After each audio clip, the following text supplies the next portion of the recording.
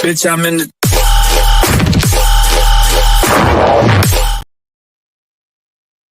What is happening, everybody? My name's Brian. With me always is that guy right there, you handsome I'm Mark. Haircut of yours. How about hey, that? Leave me alone. I'll wear a hat. I don't care. You look like a cartoon character, bro. I can't think of who it is off the top of my head, but I was looking for it. I can't find it. What are you wearing a hat for? Or is that I guess. Mark, how you doing? Oh, I'm doing great. Perfect. We have a super awesome guest tonight. We actually have a couple of guests. We have our main person. Yeah, well, see, I didn't know about the second guest, so that was sort of I would have promoted him too, just calling him a shithead. I asked if he was going to come on the show and show this video, right? And they were supposed to get back with me, and he didn't really get back to me. So that's Bill's fault, right, Bill? Leave that up to well, see, I know him as Billy, so I don't normally call him Bill. Well, we're grown now, so it's definitely Bill. Fuck that, Billy. But first, we're gonna bring in our main attraction. Whoa! Whoa! No, whoa. I didn't say. Well, Jesus, guys, we're hoping. We hope that you are following us on Facebook and YouTube. Yeah, and if you can't find us there, we might be over on OnlyFans. Go ahead and give us a look over there. Sorry, subscribe. We haven't started the OnlyFans. Sorry, I thought you did that already. Come on, bro. What are you thinking? I've done everything else for the show, just not that. Okay. I mean, my mom's gonna have to give me more money somehow, so I figure if I get an OnlyFans, she can just send it to that. It's going to be hard for her to do that. Oh yeah, shut up. Anyways, who you got? Well, shit. His name's Harry, and I don't want to screw up his last name, so you try it. Harry Snover. Snover. I'm hoping. I think that's right. I think that's right. Hopefully, I didn't butcher it too bad. And if I did, Harry, I fucked it up. Oh no, he said I did good. Yeah, Snover. Right? Yep, Harry Snover. Harry Snover. Harry, you are a homeless person. Comedian. I guess that was the answer you were looking for. Comedian. Right on. Thanks for having me, guys. I like the homeless person gimmick. That was great. Yeah, that's more like a title, like Doctor or Mister. Well, in one of his videos, he says he looks like the weed, and he smells it. He plays the part. So. Oh my god. Oh boy. So I went through looking at a bunch of his videos today. Trying to figure out what he was like, because you seen him last month before at the VFW. Yeah, it's been a few weeks. Yeah, it took us a little bit to convince you to get on here,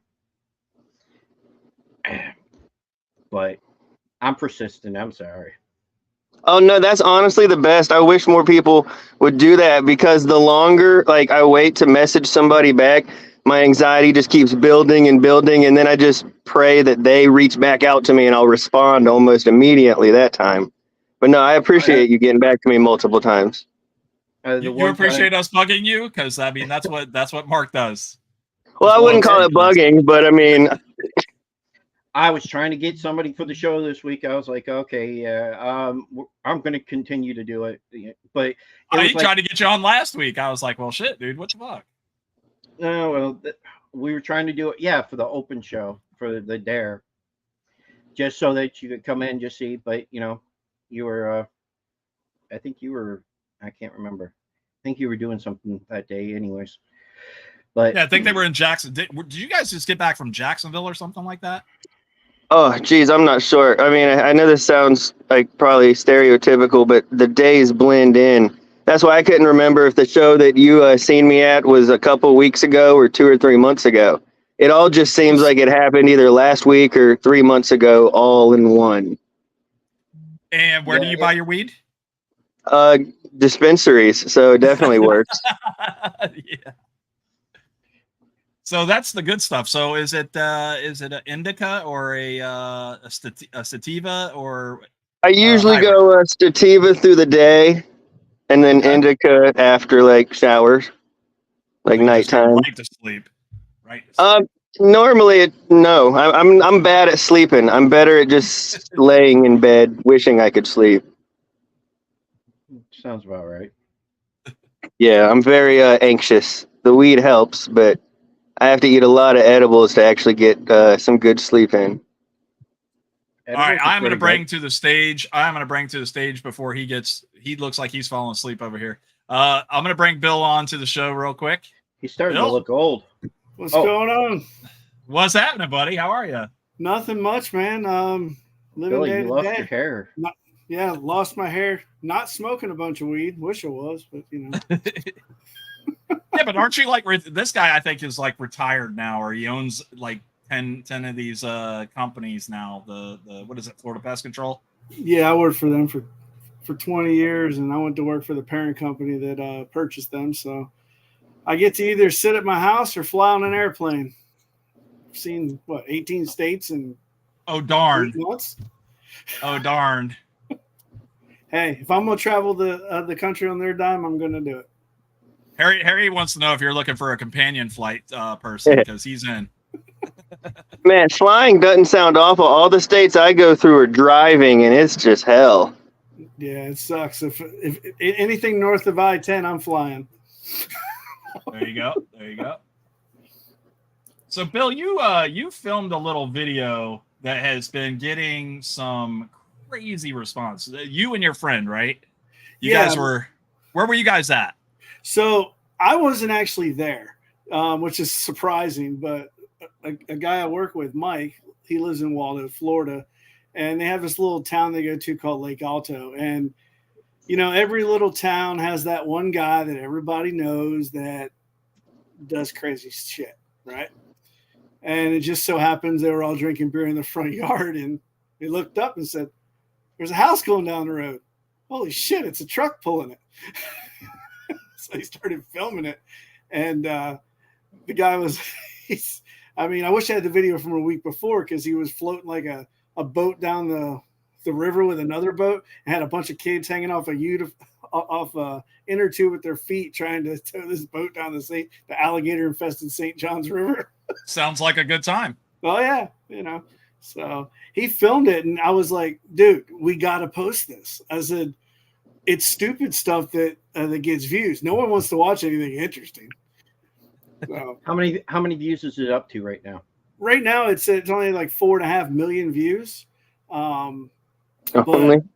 But, dude, I had people reaching out to me left and right, wanting to buy rights to it. I got with him and I said, Rance is the guy that was pulling the truck, and he's that town guy that does crazy shit.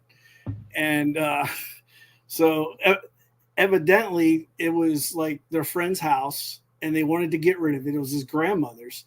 And the cool thing is this house wasn't in bad condition. They said the inside of this house was better than theirs. It was fully furnished and he was towing it. Oh, wow. Yeah. So would you want to get rid of it? they wanted it off the lot. So he says, I'll take it home, use it for a shed or storage or whatever. I said, hell, I'd live in it. But I'm still trying to figure out how this guy hooked this thing up. Tell me this truck's two-wheel fucking drive. It's a four-wheel drive, 3/4 ton Chevrolet, which I would have never thought I would have done that. And if it was a Ford, it would have broke right there. Yeah, but all I know is the Maxwell Barons are probably screaming bloody murder the whole time because that thing's got to be, 30,000 pounds. The truck's only probably rated for 12. All right, Brian, go ahead and play it. All right, here we go, boys. Damn truck! Hey, hold on, man!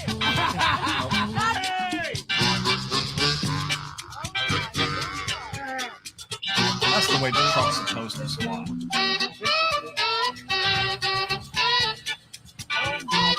Hey, anything?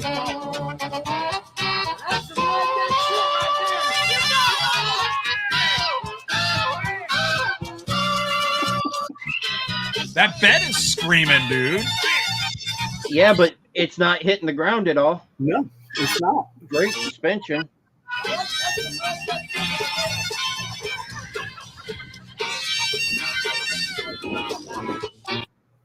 I'll be damned. So yeah, so I had everybody reaching out to me and everything, and he's like, "Well, I don't know I don't know what to do with it. So we wound up, I've got the copyright to it now. We had to because I posted it. We have it. We have it that he owns it. So YouTube or. So it's YouTube okay for us to play it. I guess I should have asked that. Oh first, yeah, right, Harry? you could actually. I sent you a link to play that one because I actually wound up doing a deal with Viral Hog with it, but I got the copyright to it, so you're fine. I'll just add the talking shit or the what's this called? I like Talking it. shit. I'll just add Talking you all to shit. the whitelist. Actually, I'll do it right. I'll do it as soon as we get over here. You have no problem. Perfect. But, yeah, so I mean, we've already had 3 people purchase licenses to it. So I've had one video go viral about 6 years ago and made about $9,000 off of it on Facebook. But I think it's just funny if it produces anything. So what we're doing is any proceeds we raise, because now Rance needs a transmission in that truck, I guess. So I told him, I said, we get enough money to buy you a transmission, we'll get you a transmission. Buy the man a new truck. I was gonna say it's probably cheaper to fix a truck than it is to buy a house that's fully furnished. So, where was that at? Where did that happen? Waldo. Okay, Yeah. Awesome. I was gonna say it looks Putnam County-ish. That was close. Yeah. Fuck, man. Really close. Bill, So Harry, Harry, you got the exclusive on this too, as far as seeing it here on Talking Shit. So you've got to write something about this, right? Like you've got to make some material about this guy taking this truck down the fucking road with a mobile home attached to it. Seriously? Yeah, I've seen worse. God. I mean, So I've seen a dude in a. Go ahead. Go ahead, Harry.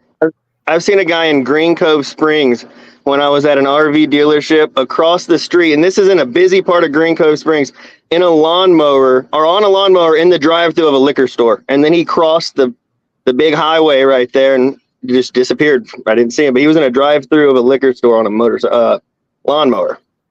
That sounds about like. I was going to say it sounds about like Homo Sassa. Yeah, it sounds like Cardinal Lane or something. Hey! I still. Hey, live I around lived there. I lived one street over from you for 11 years. So. Yeah, Right. so I mean, that's the beauty of these small towns. That that guy should put something out there to what, that was a Dodge? No, that was No, GMC. Chevy, sorry, to Chevy and say, look, this is what the truck can do. Maybe he might get something out of it. Yeah, General Motors got in the comments on it and everything, but they didn't seem to have any interest. But I mean, now if they want interest for a commercial, they're gonna have to pay for it. That's right. Well, when he described it earlier, I actually thought you were talking about a commercial where a truck was pulling something for, like, to show how good the truck was. I didn't realize it was a video somebody recorded until he got on and started talking about it. Yeah, this shit is absolutely insane, dude. When we saw it, I was like, I gotta get a hold of Bill, because Bill was the first person I knew that had posted it. And I was like, all right, tell me about this fucking video. Because I didn't realize it was Bill at first. I was just like, oh, I saw the video. I scrolled through TikTok. My wife then goes, oh my God, babe, look at this. And I was like, it was posted by Bill. I just saw that video. And I was like, he's like the owner of the video. Yeah. Okay. There you go. My wife even says, she says, everyone's seeing your video, and I didn't look at it for the first day. And the next day I look at my profile and I'm like, holy cow, 990,000. We're going to hit 1 million. And then like 1.3. And then I did the math. It was getting 100 views a second for a while. That's insane. And then it went to like 300 views a second. And then the thing just went, their algorithms are very weird in TikTok. All right, Harry, I got an idea. Let's hook up a mobile home to my Ford. You get on top and start dancing around, and I'll tow it down the road and hopefully not fall apart. And we'll see how many views we can get. We got to find a mobile home first, because I don't own one. Oh shit! Well, I own one, but it ain't got no wheels under it. That's even better. Will it drag it? It doesn't. Man, that one looked like the belly was touching almost. It looked like it was almost to the. Yeah. Dude, the bed on the truck looked like it was just kind of bent back just a little bit. I was like, yep. That's going to snap off. Hey, it got it where it needed to go. He didn't have to go very far, I guess. I think he went like 2 miles, but it was all back roads. Once he got out of that park, he had to get on the highway for a minute, and then that was it. But I couldn't imagine. Now that shit to me, I like that. That was It absolutely was a amazing. diesel though. Okay, well, makes sense. Makes It was a sense. good See Billy like this. You should have took our dare last week. You should have came in last week and taken our dare. What was the day? We're gonna do it. We're gonna do it again. The dare is It's a dare. to have It's- anybody on the show. So there you go. It's an open show for anybody to come on, talk, whatever. They just can't talk about politics or religion. That's it. I'm good with that. You do, All right, well, and I boot you. Bill, you're eating into Harry's hour, so you can hang out if you want to, or I can kick you out. I But want we to go appreciate eat some you. dinner. Y'all Go have a eat good some night. dinner. We appreciate you. Thanks for the video, and hope it gets another 4 million views. All right. See you later. See you, Bill. See you later. See you, Bill. Later. So, what do you think, Harry? Is something you would like to do? Jump up on top of the mobile home while I'm towing it down the road, and you can dance around? Oh, dude, absolutely. I'm No? game. Like, hopefully we can just end the video pulling the mobile home onto my property, and then it can just sit there. Forever. It's mine now. But no, that was crazy because I thought it was going to be like a Chevy truck commercial. And then he It gets could- on it could explaining be. it was the back road. Yeah, that's what they sell it back like the like the Honda and stuff will buy back their cars if you can hit 1,000,000 miles. So, Yeah. I don't know. But GMC doesn't want to buy back the house, the one that can tow a house. I think that Back. they should do something. I really think that they should. It's worth doing something for it. It shows. Yeah, I mean, that was awesome. And it can do. clearly gained interest. It blew up. So, I mean, Yep. People love that redneck shit.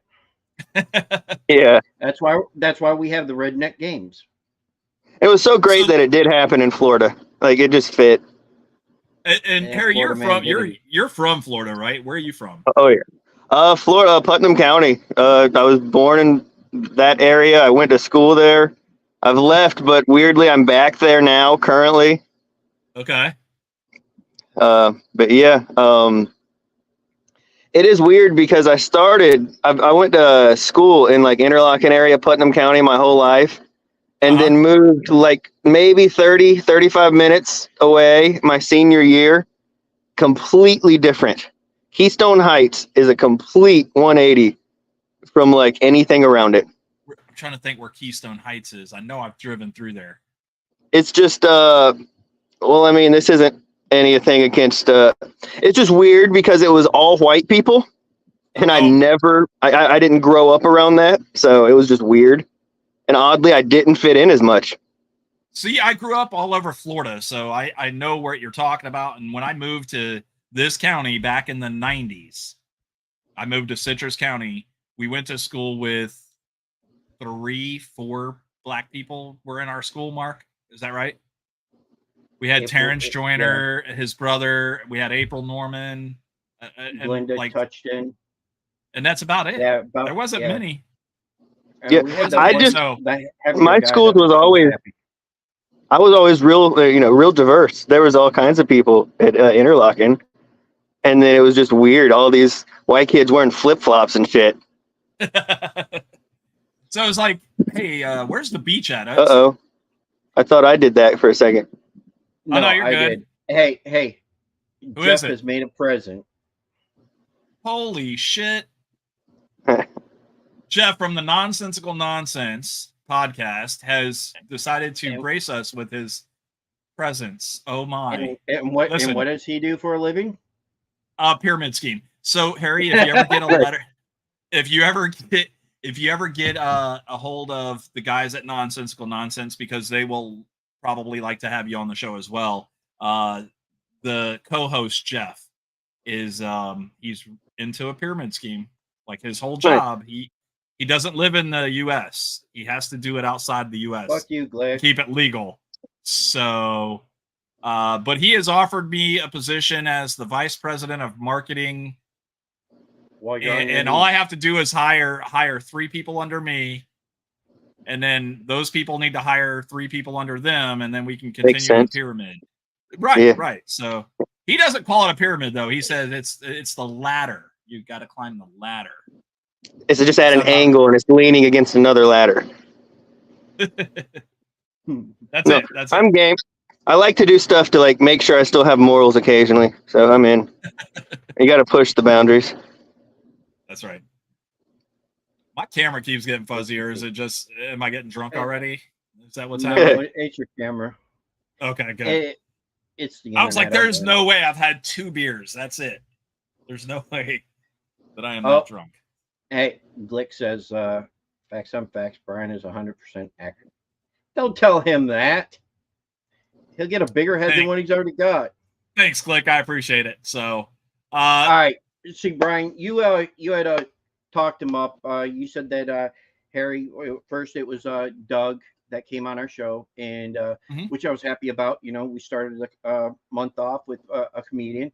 We're going to end it with a comedian. Doug talked Harry up very well, you know, said a lot of good things about him.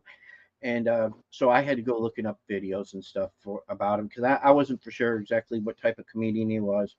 And he was definitely the opposite of Doug in some ways. I guess that's why that Doug, you know, Doug tells older people jokes. Harry's on our level. Is that right, Harry? I mean, I'm not sure. I know we're different. Like, it's weird because he's very high energy, but I feel like I move quick through my set sometimes, but it's at a low energy thing. So I'm awful at describing myself. I've had other people like create my bios and stuff for me, but I know we're different enough to where it works pretty well together. And he does do really well in older crowds for damn sure, though. That is accurate. he was. He keeps the VFW crowd popping, I guess. Harry He always says after it's the poop jokes. He's like, they love the poop jokes tonight. They love the poop jokes. Dude, Harry came on, and I feel like Harry's set started with what did you say? Like, I'm not the pizza guy or something like I forget what it was, but it just from the minute you started to the minute you ended your set, I laughed the entire time. And my wife, I can't remember. I record all my sets, so I do have it. But like, I think that night, because of something the host did or said, the first thing out of my mouth was just kind of random and riffing.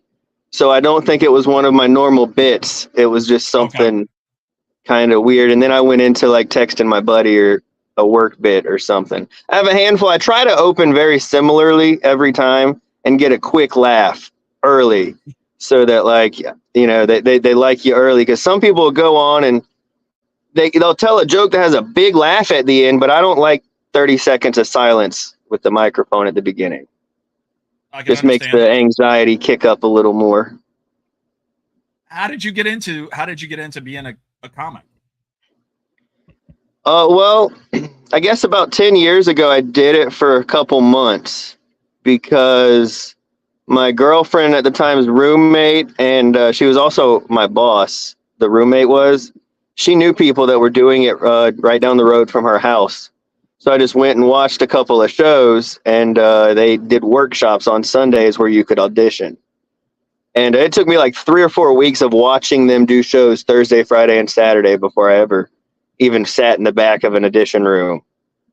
But yeah, I did it for a couple months then, and then quit until right before COVID.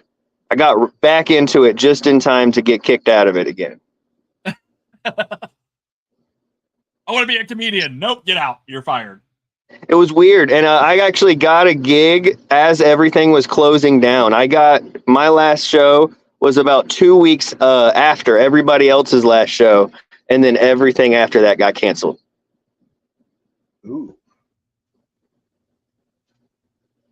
That sucks, man. So COVID hurt everybody. That hurt what you were doing as well. So what did you end up doing in the meantime? Well, I did have a day job still, for sure. And I worked outdoors with plants and stuff. So that job never really closed down. And what our boss did was she just spread us all across her huge property. and we just had to wear masks and eat in our cars and shit. It was weird, but it was, yeah.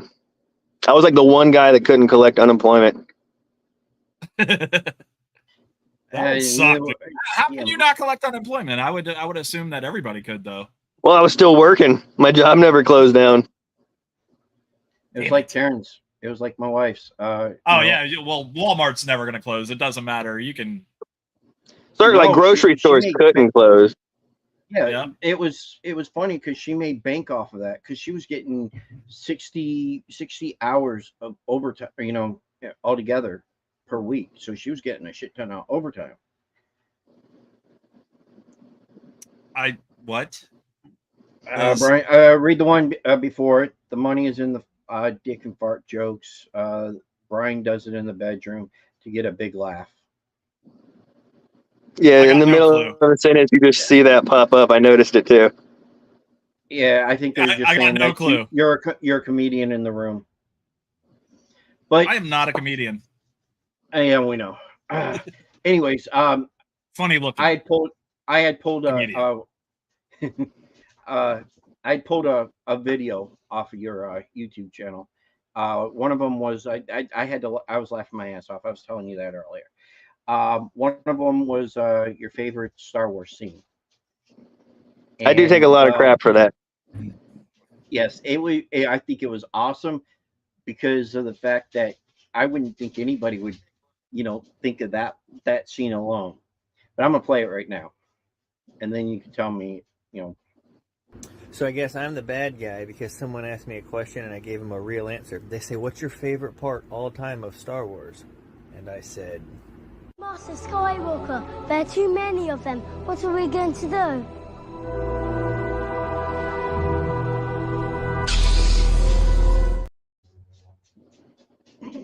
I don't know what happens there. I'm not a Star Wars guy. I'm sorry.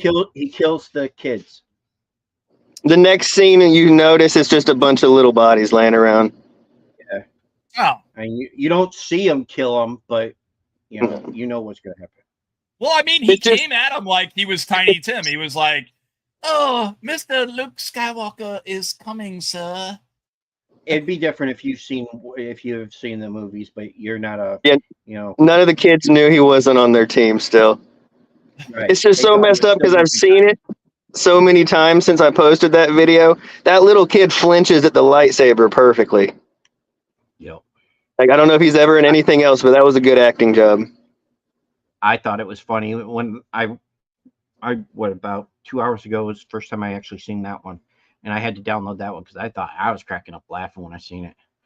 But if you have not watched Star Wars, yeah, you're not going to know why. But he did. So that's all that matters, Brian. So, I mean, here's the thing. I'm in the audience. You're telling me the joke. Explain it a little bit to me so I know what the hell's going on. That's all I'm saying. I don't know anything about Star Wars. So I understand that you get the joke. I don't get the joke. That's why I said you said, "Oh, he kills all the kids." And I was like, Anakin Skywalker is Darth Vader. This is where he's turning into Darth Vader. Okay. He's a bad guy. Okay. And he doesn't want any of the kids to live because they're all good guys. And so he was told to kill them all. Is that better? Let God sort them out. Ladies and gentlemen, we have Connor Myers. Usually people are on like mushrooms or coke when they describe Star Wars, but you did a good job. Yeah, Mark, you're sober. What the fuck? What's your point? Just saying. Yep, okay. Hi, So ugly, hi, Satan, and hi, guest. I'm not sure who's who. I am high. Let's see here. I guess I'm Satan today. Okay, sounds good. Harry, what do you got in your repertoire? Like, how did you start out? Like, is there a certain thing that you go to make somebody like want to listen to what you're about to say? I don't know what I don't even know what I'm talking about right now, so it's a little hard for me. But you do you understand what I'm trying to ask you? I mean, I can answer what I think you're trying to ask. Go I ahead. never really know what I'm trying to say, so I don't. I'm back. I don't know what happened. Okay, you're good. You're good. You just froze a little. You froze for a second. Okay, cool. Are you talking about like currently or when I originally tried to do comedy? Currently, right now, when you get on the stage.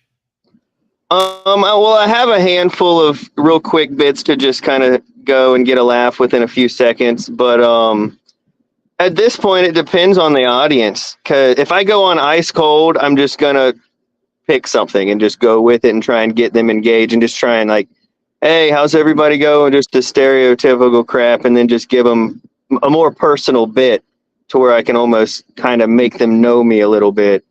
But otherwise, I've got like 2 or 3 jokes, and it's the simple stuff that my easy, quick one-liners that I'll fire off quick at the beginning, and try and just get people laughing. Because if you can make them laugh early, at least they'll be willing to stick with you a lot longer. You don't need to tease an audience, especially if you're just some random person like me. Like bigger comics, like big name comics, they'll give them an opportunity. You got all day. But like, yeah, no, you gotta earn it. Every night is a different. It's like the first day of a job every night. Do you when you're up on the stage, do you feel like it's a job though, or are you having fun? Well, I'm super like I get super anxious, and I overthink it all. And before they say my name, I'm super antsy. As soon as I get the microphone, I'm fine, even if it's not going well. And I've done shows in front of literally the guy that pays me, the other comics, and the bartenders. Like nobody there. I've done like long sets, so it's not a huge deal. But once I get a microphone and I'm on stage, it kind of calms down. I like to say I'm having fun. It's definitely not work, but I don't know. I get so anxious that I can't consider it fun. But there's been like professional athletes and stuff that they love their job, I'm sure, but they throw up before games. They're nervous. I can't say that the nerves take the fun away, but it doesn't feel like any other kind of fun. But afterwards, Gotcha. the outcome is so great that it's worth any kind of nerves. I'm not funny enough to get on a stage, but I get on a stage every once in a while, and everybody's like, "Oh, you want to do some karaoke?" I am terrible at it, but I'll do it. I would never do that. Singing terrifies me. I did What? see a comment. Oh, singing! I seen a comment. Somebody. Most of my stuff is not off the cuff.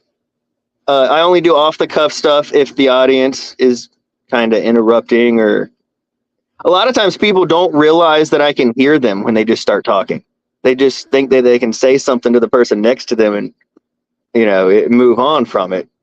But I'm not against trying something just to shut some people up, but also I don't do it aggressively. I definitely don't want to be the guy to tell you to shut up. I want to be the guy that kind of make you realize, oh, this is not a television, this is a live show, and now everyone's laughing at me because I was talking. Do you have a pre-game ritual or pre? Yes, he smokes weed. You have to in order to get up on the stage, bud. I used to have this weird thing where I would listen to a stand-up special or something beforehand, or a handful of very specific songs. But actually, a comic told me never have any kind of ritual, because one day you'll find yourself in a situation where you don't have time to do it. And then you're just going to automatically think it's going to be horrible. So I kind of cut them back and stop trying to do anything. But if I can, I like to just kind of relax and be alone for at least 10, 20 minutes before my set. Or not necessarily alone, just not talk to people. I like to freak out inside my own head. Yeah. What's that like? What is it? What is it like in Harry's head?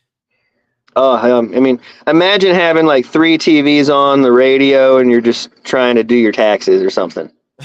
There's multiple apps running at all times. All right, this is a question. You're trying to kill some of the apps. You're like, fuck, go away.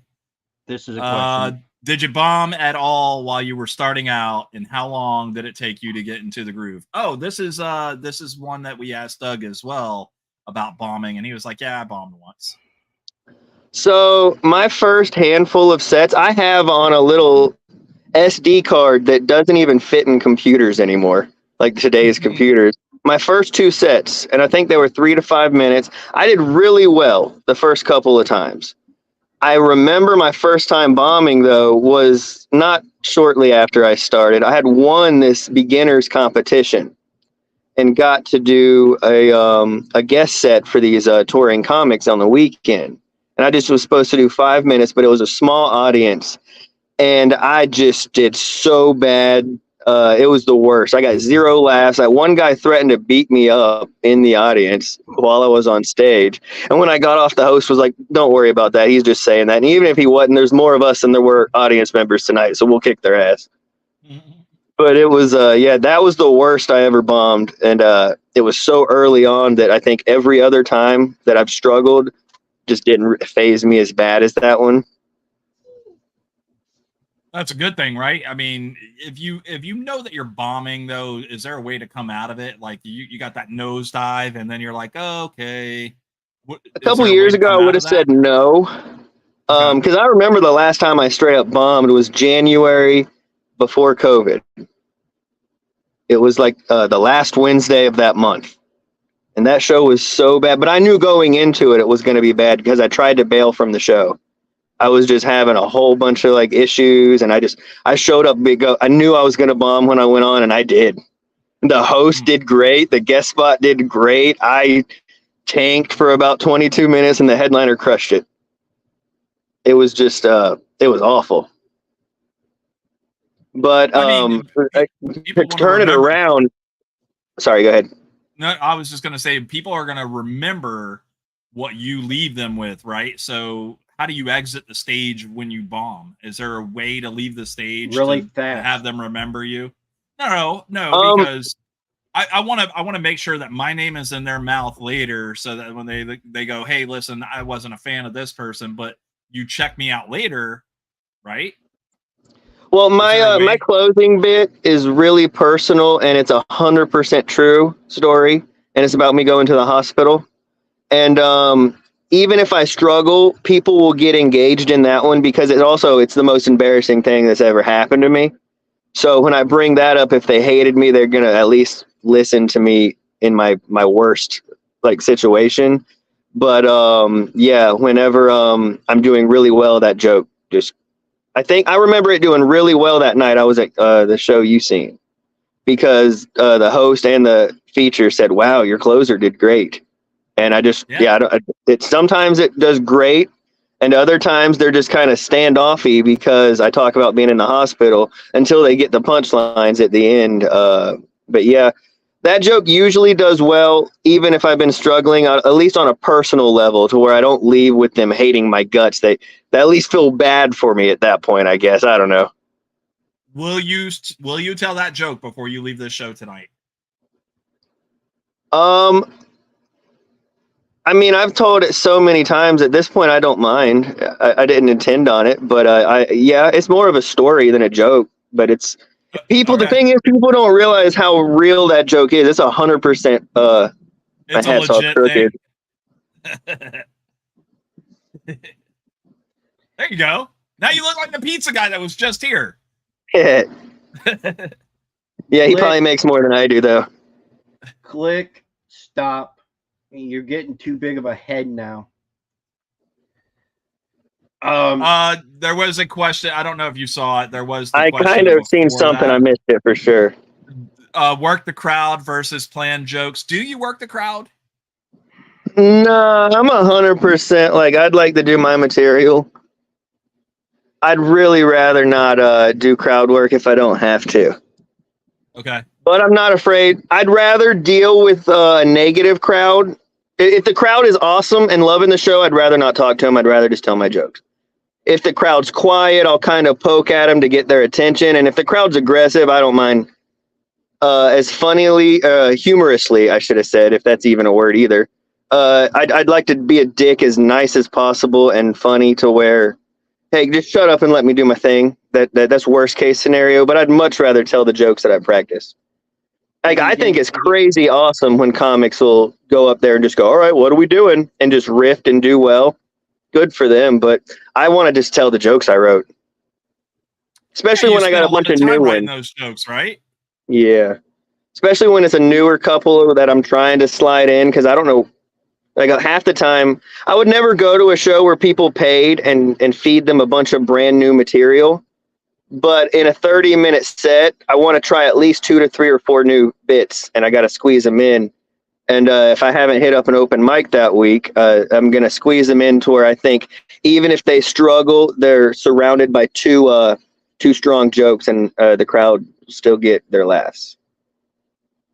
Now, we talked to another person. I'm not going to keep bringing Doug's name up, but we did talk to another person, and he was saying that he's written jokes for other people, and he said that you had a joke that wasn't good for him, so he gave that joke to you or something like that, or he was like, hey, you should try this joke or something like that. I'm not sure currently. I know there's this one thing. So I have this joke where I lead you up to the whole time I'm having this dream. And it's real. People they don't like the joke because in the dream I'm having sex with my cousin, but that's the only time I can get sleep. And at the end of it, I go, but I haven't even seen that guy in a few years. What's it matter? And even when they don't like the incest, like big time redneck bars hated they still laugh at the end. And I had this joke where these two dudes, this couple was trying to get me to go home with them. And it's 2 guys, but they spent so much money. They bought so much of my lighters, my merch. They bought me drinks all night. And then the end, I go, but I wasn't interested in either one of them. And Doug was there that night. I'll never forget it because Doug was selling them T-shirts. And the one dude goes, he goes, what size? And he goes, it doesn't matter. And he goes, it does matter. What size are you? And he goes, well, if you think size matters, I'm 12 inches. And I was like, and Doug just kind of giggled. I was in the background because they had already finished dealing with me, and I was laughing so hard. And then I told him the whole thing with me. So I couldn't tell the joke about my cousin's dream and that joke in the same set because it's basically the same twist at the end. So, and it worked out well with because the guy saying the thing to him, so he makes it one whole bit on him. And occasionally, if I forget to tell my cousin one, that joke's perfect for me to pitch my merch because they were the first people to ever buy my merch. I got it in the mail and then left the state the next morning. Holy shit. And that was my first show. Oh man, that's fucking great. So do you guys work a lot together, you and Doug? Yeah. Anytime he gets like a gig hit on his own that he just secured somehow, he needs a feature because no one wants to do an entire 90 minutes alone. You can, but so he brings me on all those. Oh, I'm sure I wouldn't do that. He brings me on all those, and then there's a few bookers that book him that know me, and they always say, bring him if you can. And then anything else I get is from about 3 or 4 other people who a couple of them also know Doug. So when they reach out to him, they reach out to me. It's just he got me so many gigs that other people just notice we work well together. And then they go, hey, I'm booking you both if you're available. So I ended up just because of how much work he gave me, I got more work with him just randomly as well. Oh, that's good. Do you guys, when you're not telling jokes together, do you guys actually get together and hang out at any point or anything? So like, do you guys know each other on a personal level? Yeah, we're cool for sure. I don't really hang out with anybody. I'm very secluded. I like to be alone. I like me time, but I message people and I talk to him regularly. I'm a big, I like sports. I like MMA, UFC, and he's the only friend I actually really have that's big into it. So anytime I see a funny meme or something crazy happens or fight stuff, I reach out to him. We talk, very regularly. And he's a pro on a fucking guitar, huh? Oh, yeah. He's been doing that since before I was doing anything. Does Like he longer than travel? I've been alive. I was going to say, when he travels, does he bring his guitar with him as well? Most of the time, if it's more like if we're gone for a week, definitely he'll play it in his hotel room and stuff. But if it's just like a 1 or 2 nighter, he might not. Because he's also big into metal detecting. So if we go to the beach, like a beach show, he brings he brings that instead of his guitar. Oh my god! I gotta tell him he's a nerd next time I see him. When we did Fort Walton Beach, I got there. He was there a couple hours before me. It's just the weirdest coincidence. I'm walking into the hotel after I checked in and met him at the elevator. He'd come in from the beach with his metal detector and like a handful of just like metal garbage. Look at these He bottle caps cleaned I the found. beach. It's exactly right. Like, what's he getting from metal detecting? Like, oh look, I found a boner? nickel. Oh, that's Okay. Let's see. This one says, during your set, are you taking mental notes? I think on what works and what doesn't. I'm sure you are. Yes and no.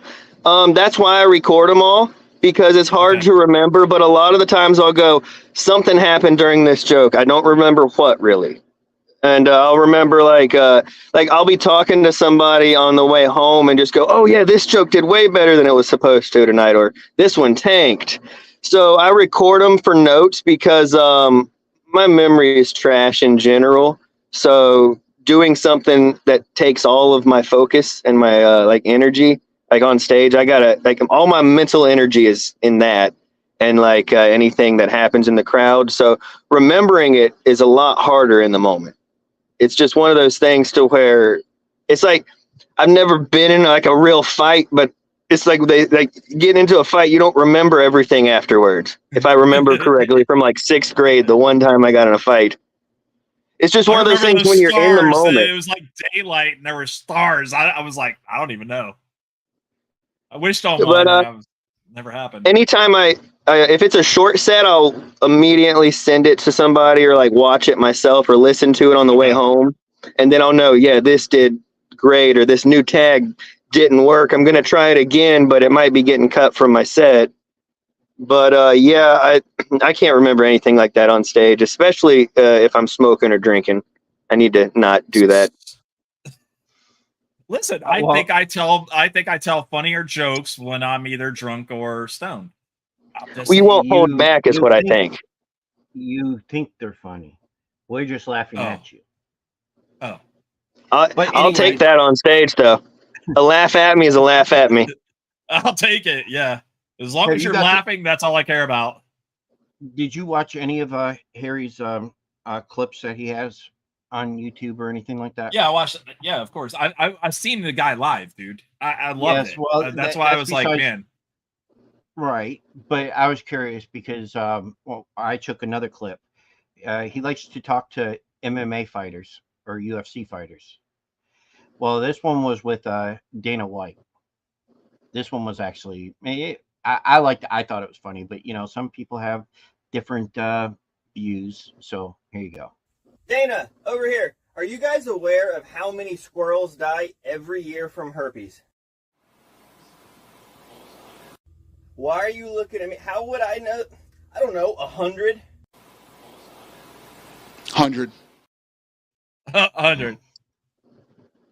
Those are good clips, dude. Yeah. My editing software ain't the best. But I really always I wanted to do like a comedy sports podcast kind of thing, and none of my friends do sports really. And it took me over a year to just go, I'm just going to start editing myself into other people's real crap. And if I can't get somebody to talk to about it, I'll just force people into it. It absolutely does work for what people are doing on. So if you're doing that and putting it on TikTok, on Facebook Reels, I'm sure people are seeing it. So yeah, they got a few views. I went out and changed. It's not like pulling a truck down. Yeah, it's not like pulling a house down the road with a truck, but 4 million views. Yeah, I don't know how to get 4 million views unless I show my penis And then people are going to be like, well, we only went on there because we were looking for it. So. Yeah, I mean, I've had a couple buddies get some goofy stuff to blow up, but it's always just random. And the next ones they do, it'll be hit or miss. Yep. I've only had one get I think it was 30,000, 40,000, something like that. It was to tell my my grandfather happy. I think it was his 94th, 95th birthday, and I had yes, we're live on YouTube as well. And I had anything other. Yeah, Facebook's messing up, but I had military men telling them happy birthday, saluting them, all this other shit. It was fun, and I loved it. That's awesome. And I showed him it, and he was like, "What's this?" I said, "Well, all these people are wanting to tell you happy birthday, thank you for your service, you're awesome, and all that." And hell, it worked. It was. How long ago was this? 2 almost 3 years ago. He's been gone for 2 years now. So it was his last birthday that that he was alive that I did this for. I also made him awesome. I think when he was younger, or when my mom and them were all younger, his house caught fire and he lost all his medals. For I think it was Memorial Day, we went over there, and I had bought him back all his medals, his ribbons. I had his draft card. Yeah, I had the draft card, everything, and from there, these people all helped me all along to get everything I needed. It was awesome. He loved it. He was buried with it. Nice. That's awesome. I have a question. It's about what you said, but completely unrelated. When you said you bought his medals back, like I bought medals. Yes. So I can go to a surplus. Is there qualifications? I didn't steal them. I'm just saying. He didn't buy them back. You can go to a surplus store, an Army Navy surplus store, and so you don't have to have qualifications to buy that. That seems crazy. Well, that's why if you ever watch any of the videos about stolen valor, I know that's what I was. Can go, anybody can go. Like yours was a legit reason. You would have had proof of what you were buying them for. The people that were there, they were like, okay, they were more than willing to help me do all this and get. Well, he had to know which awards and everything that his grandfather had, so I'm sure that he had a DD 214 or something. It was his draft card. That's all I had to have. Oh, it told all his everything on it. There was one medal that we had to order, and it had to come directly from the Army himself. I can't remember what it was. It was a Army of it was some type of valor or something. I can't remember, but it was. They were great though. The Army right after that sent him a thing telling him that his name is etched in stone in one of these military basically Hall of Fame type things for World War II vets. Nice. So it was great. Anyway, you guys just want to stand here and stare at each other? No. Hey, Connor actually found us on YouTube. On YouTube. Okay, cool. I got no military, nothing. So I got nothing. Like once you start talking like awesome military stuff, I just feel like such a bitch because I'm just nothing like that. I didn't know much about it. I didn't know much about it or anything until, I got Brian on one hand that was in the Navy, and then I got a few others that were, that told me more about the military. But my grandfather, he didn't like talking about the military until towards the end because he had dementia and he started remembering stuff about the war that he would talk to us about it. He told us that, he used to give candy bars, break them in pieces and give them to the kids over there in Germany. But some people were like, why are you doing that? It's not for them. It's for you. He was like, I'll do what I want, basically. Yeah, that's awesome. I got a bunch of family members that was and is in the military, but I I don't know, man. I couldn't pull it off for damn sure. Respect to anybody that did and does. I mean, it's different for everybody. I mean, I've talked to other people about, hey, why don't you just join the military? You know, younger people and stuff, because to tell you that it's not for everybody, that's an accurate statement, and you could tell who it's not for simply because they don't want to participate in society. Like, there's some of those people, but then there's a younger crowd that's like, I don't know what I want to do with my life. Go in the military.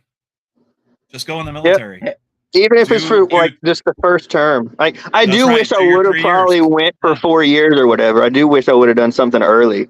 Because I mean, it's either that or if you're not doing that and going to college, you're just going to work some random job, which is fine. But I mean, I did that for a long time and I was just miserable. I was bitter.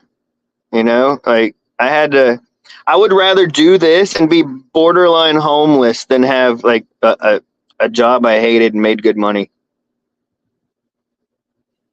You know what, Connor? Go fuck yourself, Connor. Ohio State sucks monkey balls. Mark got a toupee from Papa Marvin Trump's Harrison, Marvin Harrison Jr. He's going to be something. Yeah, we'll see. Hey, you got to think he's not a Buckeye anymore. You can like him now. No, not until he's drafted. Fair enough. That's fair. And that just depends on who he gets drafted by. That's absolutely fair. You already know where he's going. Dude, they've been talking about getting Pittsburgh. Pittsburgh. No. You think it's going to wait that long? He's going to be drafted in the top 3. Pittsburgh does not. There might be 4 quarterbacks going that early now. 4 quarterbacks. JJ might be going 4th. JJ, I see 4th or 5th.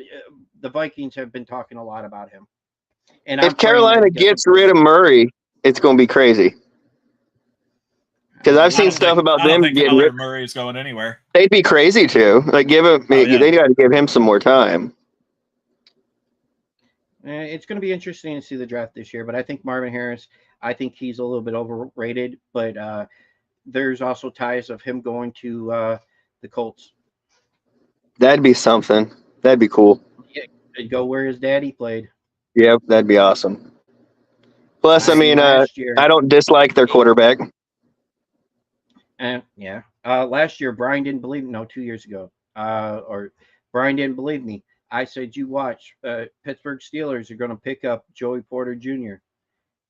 I knew that they were. Brian kept telling me, no, they're not. I didn't say no. I was like, well, we'll just have to wait and see what happens. I was like, his dad, because his dad played there, you think he's going there? That's all I said. I was like, is that? Right. No, he told me no at first. Their quarterback situation this year is crazy interesting. Like I was a little bummed picking up Russell Wilson, and that's for the price tag. That's interesting, but the fact that they got Fields for a 6th round or whatever, that's worth it. There's so many teams that should have jumped on that. Hopefully we can groom him. I think you can. I think Justin Fields. I don't think he needs much time. He's going to take Russell's job this year. We'll have to wait and see what happens. I hope Russell takes us not to the playoffs, but to the big game. No, I hope he does something. Russell, I liked him. Like I hope he definitely has a chance to resurrect his career. Russell is going to get you the number 1 draft pick. You think so, huh? I don't have confidence right now. Not with what happened at the end of, or actually the way that the Broncos treated him too didn't really help him neither. So I don't think the Broncos gave him any kind of protection. I don't think there was a whole lot going on there too. The Steelers have the coach didn't want him. A lot. Yeah, didn't want him at all. But the Steelers have put out a lot of money this year for free agents. So we'll see. Well, but both of my teams are probably going to suck, and I'm used to that at this point. So every Florida team is just. Is it Florida and Miami? Gators and Jacksonville. Gators and Jacksonville. And the Jags were good 2 years ago, and we just crumbled at the end of last season. See, but I think we'll be all right. I can't hope like that a football Lawrence team. comes back and fucking puts a hurting on every fucking body in the I league, really, dude. I'm, I I'm really upset do. we Lawrence- lost. I'm upset we lost Ridley, but I mean, I like Trevor Lawrence. I'm hoping he does make a good year this year. I hope so too. I really do. Lawrence did a great job compared to when he was under Urban Meyer, who didn't want. Oh, who gosh. didn't teach him shit. Whenever he didn't know Aaron Donald's name, Urban Meyer, and he just called him the big guy from the Rams or whatever he said, he's like, we're gonna have to watch out for that one. It's like, good gosh, dude, that's crazy. And like I was a Gator fan, but I did not want him as our coach by any means. No, he would have been. Yeah. Listen, we ain't gonna find another Steve Spurrier though. You mean the hard part. for the Gators, like No, a college one? Yeah. Yeah, but Urban Myers did win or did help him win 2 championships and had how many murderers on his team? Listen. I mean, that we know of. I mean, there's probably a few more. And had Cam Newton not gotten in trouble, he would have had another quarterback right behind Tebow that was just going to pick up. Yeah. Steven said Lawrence was hurt last year, wasn't he? Yes, he was. He wasn't Not hurt. for the not for the not the whole season. Not the whole No, season. he hurt his. Yeah, he was out a couple weeks. That was about it. But they still made the playoffs. And lost. We didn't make the playoffs. No, we lost the last game of the year, and the Texans got in. Yes, you're right. I'm sorry. Had we won the last game of the year, we would have got in. And dude, what's his name? Stroud looked good. That's gonna be Michael Penix. I'm calling it here. Michael Penix is gonna surprise everybody a lot more than these other top quarterbacks. I'd like to see him. I do like him. I think he's gonna. He's gonna be like the Jalen Hurts, I think. Ooh. Yeah, I don't like Jalen. He'll get picked late. He'll have a good. Well, that's what I'm hoping. I want him to go to a good team. I don't want him to go like. And he should, because he's not going to go as early as everybody. That's true. If he goes in the second round, he can go to a real good team. If he goes late first, somebody might be trying to trade for him. But either way, I think he'll be in a good spot. Him and McCarthy will be in good spots. And I guess whoever gets Bo Nix. I don't know. He's like 40, but. Yeah. After one good year. Yeah. Well, Brendan said Hurts. You that's what I said. Having one good year. But still, he had one good year and he was a second-round draft pick. He's doing better than the others. Ouch. I think William. That one really hurts. I know, right? That hurts. I think William or the quarter Williams. I think he'll be Caleb. Yeah. I want him to be a bust. I want him to be a bust. I really do. Do you want him to be a bust, or do you want him to be a bust for the Bears? No, I want him to be a bust altogether. I don't want him to be, I want him to fail. Because of everything that he asked for, he thinks he deserves. That was kind of, yeah. He wants to have a percentage or something. Yeah. But you can't, as a player, you can't own a team. Definitely not when you've never taken a snap on the NFL field. Some people are a little special in their own world. Yeah, it's like Deion Sanders. Isn't that right, Mark? People, shh. It's like Deion Sanders. Oh, fuck you, Connor. Deion Sanders wants his sons to go to a team that's not in the North and won't play for a certain team. So basically, he's saying, I'm going to tell you who you're going to pick. And I mean, the thing is, if somebody could get away with it, it would be his kids. They've got the name, like when Manning did it, and they've got the money already. Yeah. They don't need to go to the NFL immediately. Well, then, I don't think it's fair. I think that like there's a reason the worst team gets the first pick, or trades have happened that you shouldn't, because then everybody's going to go, well, I'm a tight end or I'm a running back. I'm not playing for anyone but the Chiefs. Or like just pick the best team and you'll be making super teams. That's not fair. I definitely think that like the team that has that pick and needs you, you got to go there. That's fair. But what are you going to do? Like that kind of person, what are you going to do? Didn't Manning cry when he first got fucking drafted? I don't know if he cried. I remember him being real mad, though. He was mad. Well, no, he didn't want to go to the Chargers, and he got. And he told him on the Chargers. But he told the Chargers, I'm not going to play for you. Even if you do pick me, I'm not going to play for you. So that's why they didn't, and that's why they got. Listen, I'm going to need a paycheck, so I'll go fucking play for the Bucks if I have to. Dolphins. Well, anybody looking for somebody that sucks? Look, Bo Jackson, when he was drafted by Tampa, he didn't play for him. He waited it all out and went back into the draft next year. I think Elway did it too. I'm not sure. Yeah, Jamarcus. They were talking about that on a thing to where it's been done, but very rarely. Yeah. Yeah. Well, this guy, Jamarcus Russell, was a complete bust altogether. Yep. The funny thing is, I have a Tom Brady rookie card, and if I was to ever sell it, I also have a Jamarcus Russell rookie card that I'm tossing in. Because it's like the GOAT with the biggest bust ever, and I was just going to give it to him. I think I got a Cordell Stewart card if anybody wants that. Hey, remember when he came to Lecanto playing basketball? Oh yeah. It's an autographed card. That's why I have it. Oh, nice. That's why I have it. So yeah, I've got that somewhere around here. So, yep. I don't know what the fuck is going on with my computer. I am having something popped up on my screen. Connor, even when I go on, even when I'm in the comments for nonsensical nonsense, I don't give you this much shit. Mm-hmm. It is crazy being in the middle of a sentence and then a question will pop up.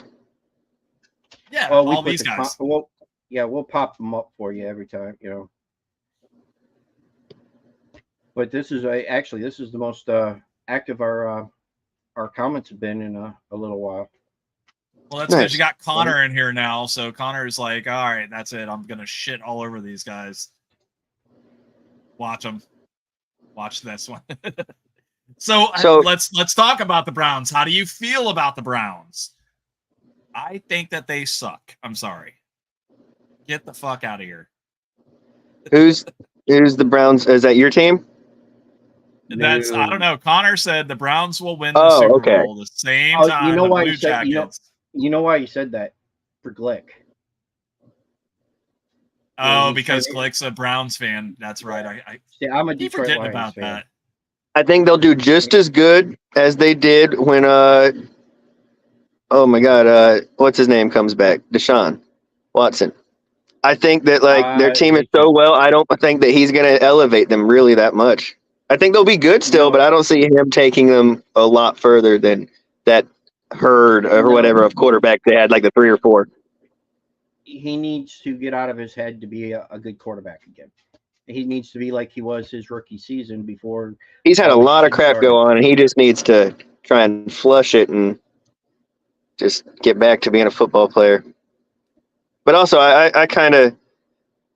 I'm not necessarily the biggest Baker Mayfield fan, but after what the Browns did to him, I was just kind of like, I hope you guys tank for a few seasons. Dude, this guy got $100 million contract, right? $100 million to re-sign with Tampa. Baker, yeah. Listen, Tampa doesn't even have that kind of money. I don't know how this kid's getting paid.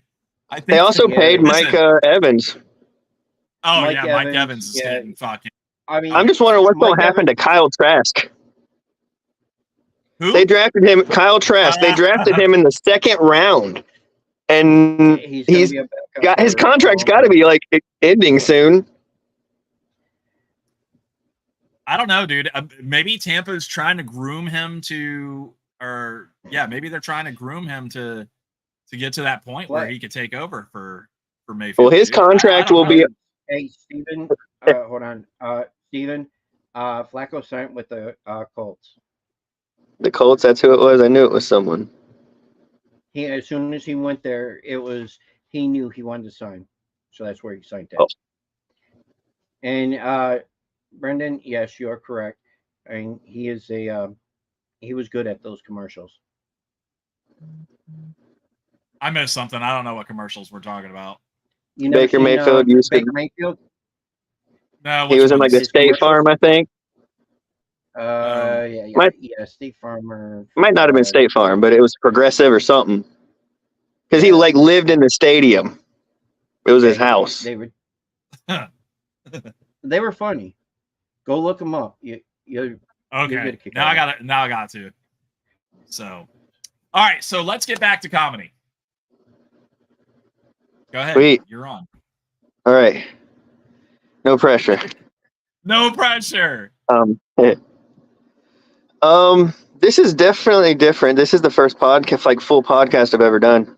I don't know if I'm supposed to inform you guys. You're my first. Well, it's our privilege. I had a buddy who did a podcast thing. It was about half hour, and he kept begging me to get on. I told him if he got to 10, I would do his 10th one because I didn't want to just do something that somebody quit doing right after. And he kept begging me. I did his 6th one, and he never did it again. Oh, and son of a bitch. From then on, I was just saying I'm never going to really do this unless it's an obviously reoccurring and established thing that is just, not a one and done kind of deal. Yeah, Brian we've been doing it for a year. Yeah, nice. Brian was wanting, once he seen you, perform, it was like that. He was like, "Go get him." Okay, give me his name. His name's Harry. What's his last name? I'll give me a minute. I was drunk. I left the bar I was still laughing and I was drunk. So there you go. I don't know if those two coincide with each other, but that's what happened. Brendan, yes, he's laying down. No, totally. No, he's definitely standing against the wall like this. This little couch area is the only spot I got with good lighting and service currently. And I did still lose you guys for a few minutes. How funny it is you called them a podcast. That's from our friend over at Nonsensical Nonsense. They got a little show over there. I'm waiting for the fucking comeback on that one. Yeah. These guys are great though. Nonsensical Nonsense guys are fantastic. If you get a chance, if they offer you a spot, Connor, do you want to get in bed with him? Is that why you're asking? No, we already are. It's more like a couch, but close enough. Can you fit us all on top of the couch? We'll be on top of each other for damn sure. That sounded weird. Sounded a little weird. Yeah, it'll be like the broken version of casting couch. The broken version. Brendan's a really good snuggler, so he's ready to come over and keep you company. So I'm like the most selfish person when I'm trying to get sleep. I don't want to say selfish in bed, but selfish during sleep. So listen, I don't cuddle for shit. Brendan Roy is another great person to talk to. He's got a podcast. It's also he's got a little show. Listen, I keep saying little show, and it's just what I do, boys. You said that about yours too. Like when you messaged me, you said, "Yeah." I don't think our little show. Yeah, you're not saying it as an insult. I don't think. No, it's just I'm trying to make you comfortable because I don't want you to be like, "Oh, I'm going to be on the Joe Rogan podcast tonight." Yeah, we're definitely not that guy. So we're working on it. I was a little anxious about the doing it over the internet kind of thing. That was the only thing that really hesitated because I didn't know if it was going to be Zoom or what.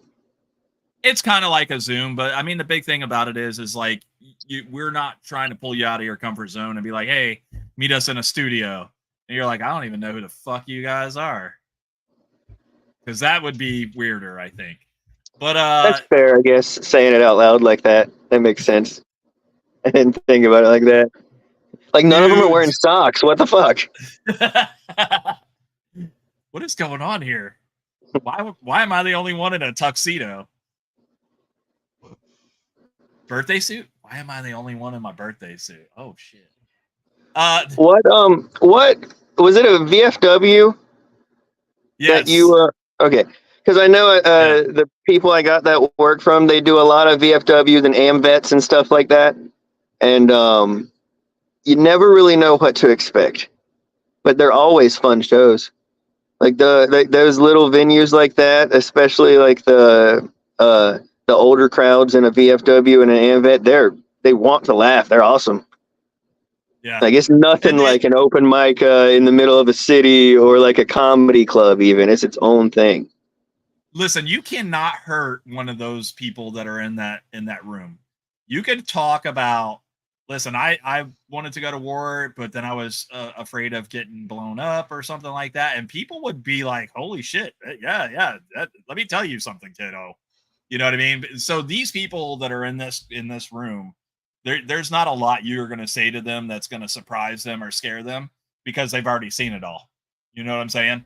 So talking about like, oh, I smoked weed right before I came here. Like we were all applauding. We were like, fuck yeah. Cause everybody in the room had to.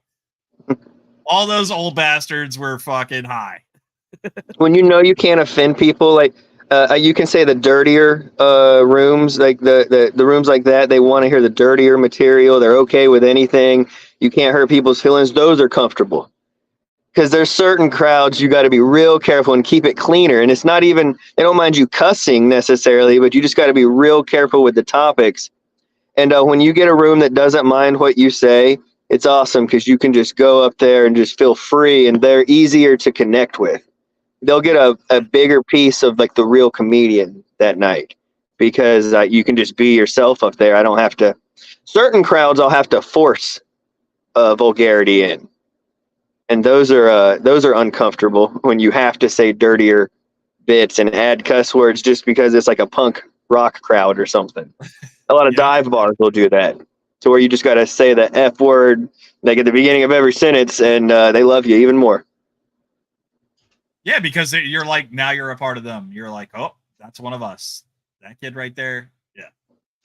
No, that's why I was like, if you do another VFW show, man, just before you even go into it, just know that you can't offend those guys or girls. They have been through the shit.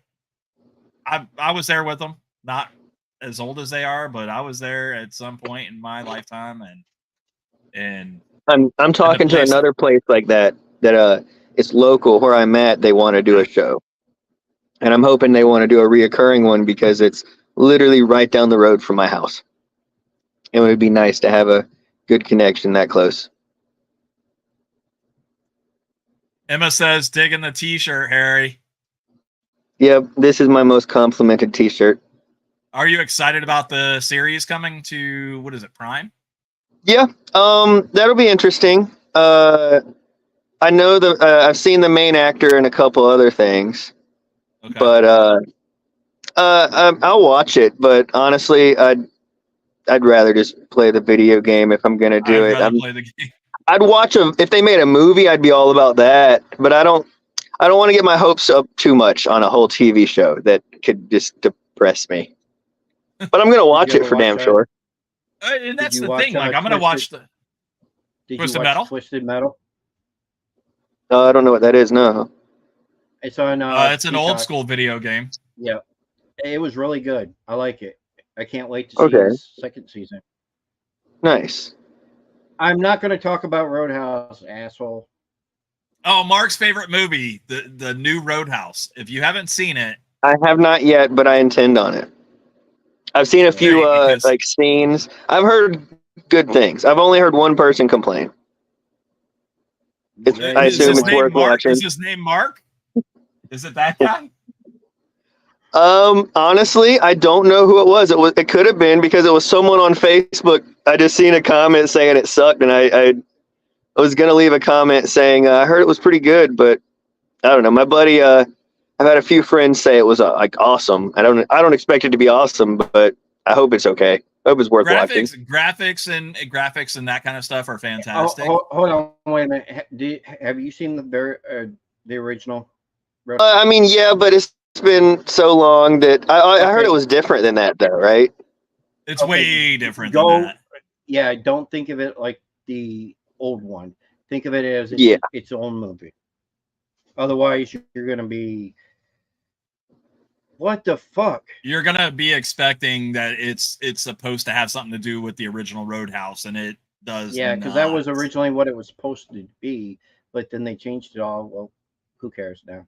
But Well, I was gonna I watch the old one first, and I heard don't.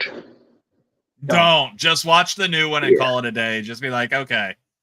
It'll Listen, just be an action movie. Conor McGregor Make has fun- the best jokes in the entire movie. I'm just gonna let you know that. I've heard every scene he's in, he really takes over the scene. Oh yeah, yeah. He's an over actor. There you go. I mean, that's I what he's don't care. supposed to do, though. I really, without giving away too much, I just don't think he should have been the one doing that role. But I mean, there's a lot of people that like him. He's a big name, though. Connor He's loved definitely the going to movie. get. Yeah, the fact that they had an opportunity to get him and he was interested, I feel like you can't really turn him down at that point. He's still, even if he hasn't been in the cage or the ring anytime recently, he's still a huge name. He knows how to keep Yeah. himself in he's the still got- He'll be in spotlight. the ring. He'll be in the ring. I think June sometime this. I don't think year. they've signed anything yet. They They've still, been that's talking what they about it a lot, say. Yeah, yeah. But we'll see if it happens, and we'll see him get his ass beat. That'll be interesting. know, I don't see dude. that fight going past 2 rounds either way. Them two guys are going to go out there. Chandler's going to go out there swinging so hard, McGregor ain't going to have a choice to do it back. And somebody's going to get clear. If they make it past the first round, I'm going to be amazed. Connor's I'll insane, actually- dude. I'm just saying. I'll actually sit down and watch that. If they have it, Brian, I'll play it out in the yard. We'll just make an evening. We'll have a popcorn and stuff out in the yard. Mark has Yeah, a possum living in his house, so he's gonna be like, yeah, we're gonna be outside. The Like possum's on gonna be accident or a inside. pet? No, No, accident. this thing came in by accident. But I said you should just get it and make it your pet. Call it one of the It's too dogs. Be big. like, come here, If pup. you feed it enough, it's not going to bite you. It's not going to be hungry. I'm not going to say what it was eating on underneath my sink, but let's just say it gets all its food that it wants. I don't have one of those around here because I'd catch that son of a bitch and be like, hey, look what I got, guys. Would you like me to bring you one? Pass. Listen, if I didn't think it up myself, then I don't want it. You can keep it. I didn't think I didn't want this egg. You wished it. I caught 2 heard you. tiny raccoons recently. Are you keeping them? Like 2 little. Oh, good Lord, no. So I looked it up. Apparently they're like very destructive pets.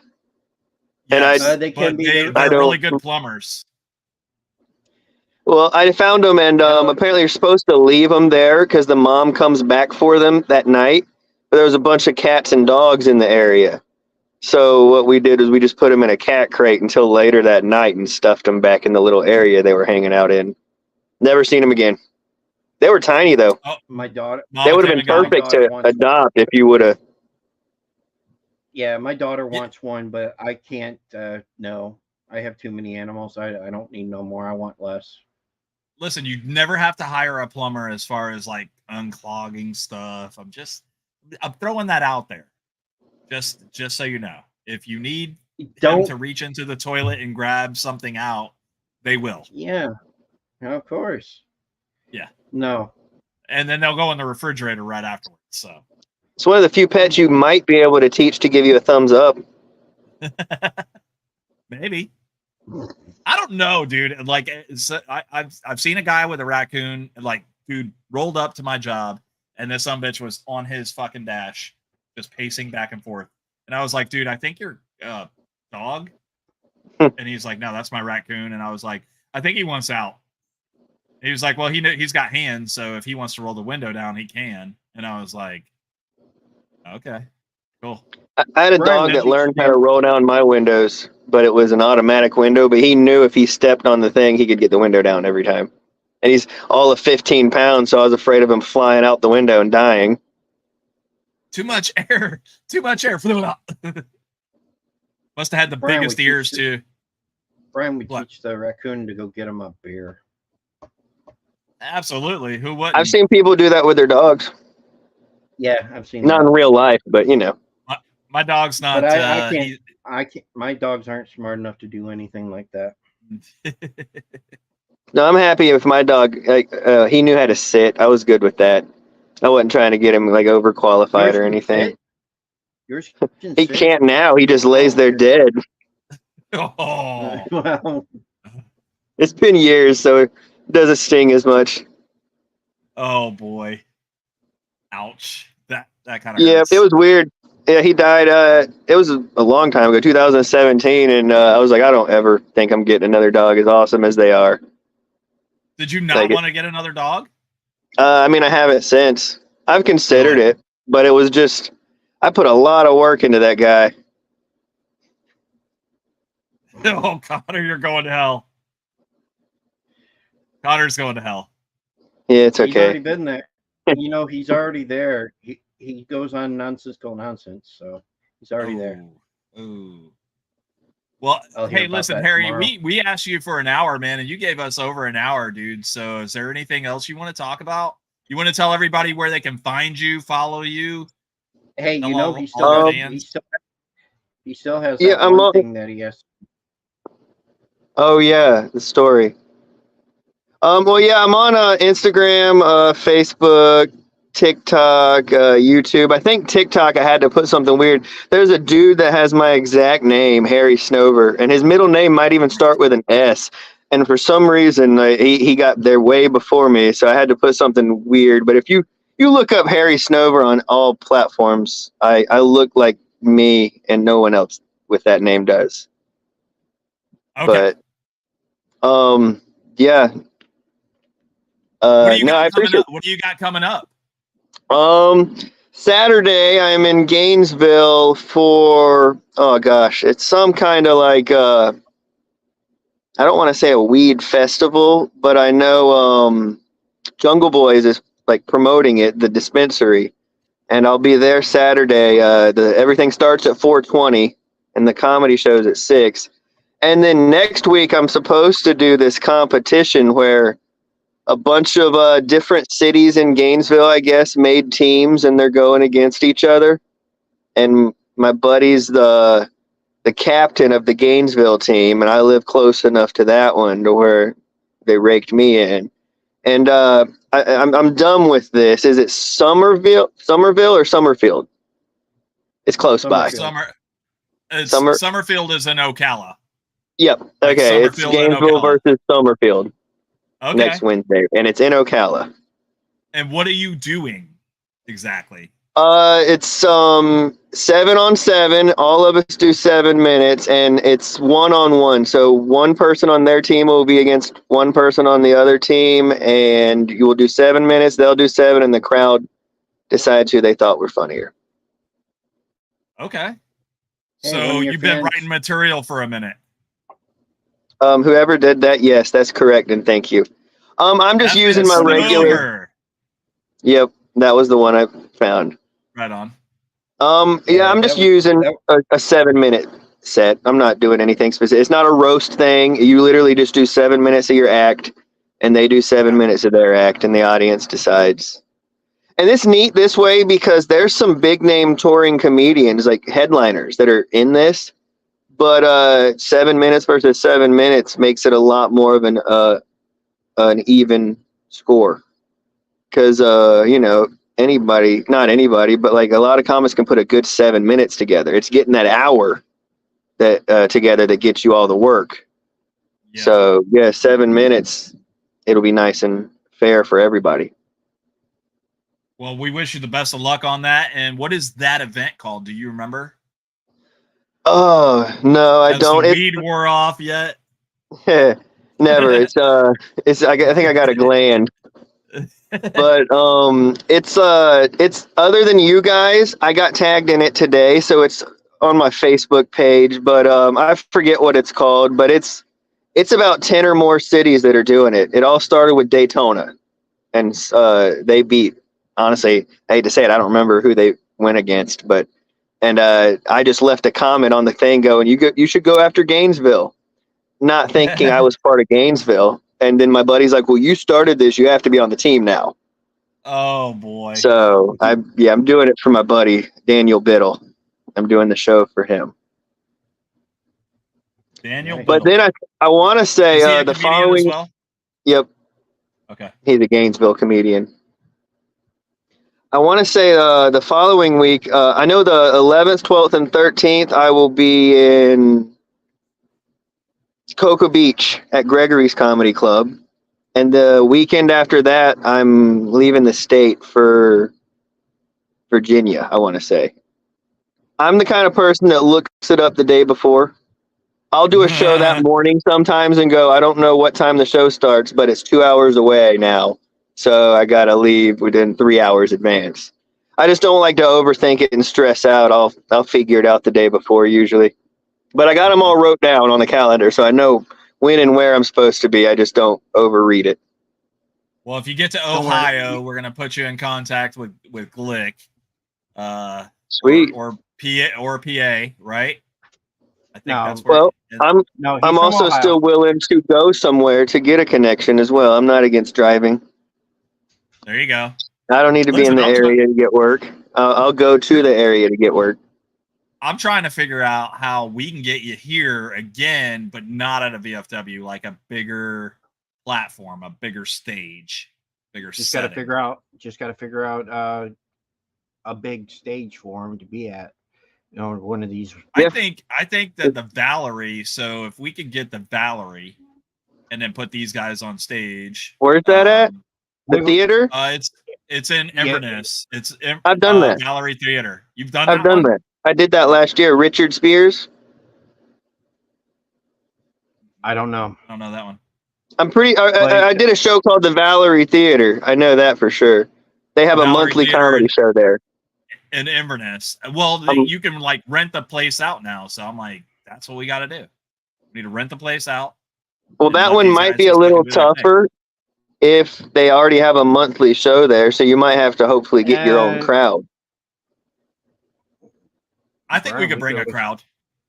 I think it would be something that would be interested in looking into. Okay. Is that the one that has like the upstairs seating? Yeah. There's like a balcony. Yep. Yeah, that place was awesome. I haven't been in it in a long time, so I don't remember. Yeah, I didn't even realize there was a balcony full of people until the middle of my set. When I just had a long like a laugh break and happened to just look up and could barely see a whole nother 50 or so people. Yep. Damn. Yeah, Valerie's going to be a pretty big. I mean, it's not huge, but it's big enough to have a good show there. But if they're doing comedy, I don't think that they're doing comedy like once a month anymore. I think that they've been doing various shows. Well, I reached out to the guy because it went well, and he liked my set a lot. I'm going to try and get back there again this year with him. I was hoping to do that because that show was really fun, and it wasn't too far from my place. I'll actually show up to that one. Man. I guess if we build it, you'll tell jokes. Mm. And Glick, you are a joke. Oh.